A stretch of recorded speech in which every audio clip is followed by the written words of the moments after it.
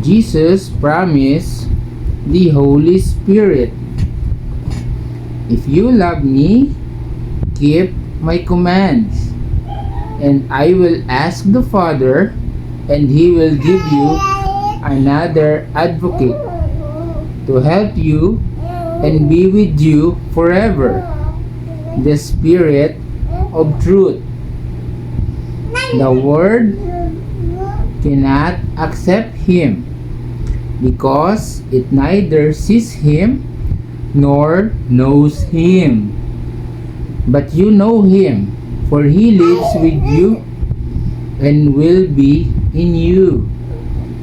I will not leave you as orphans. I will come to you before long.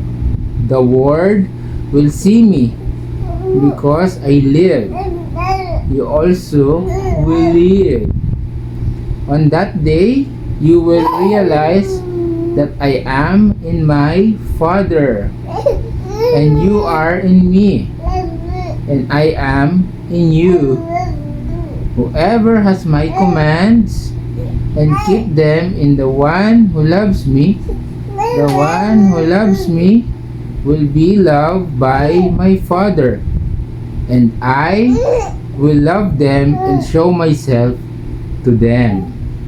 John chapter 14 verse 15 to 21. Yes, baby, we love you.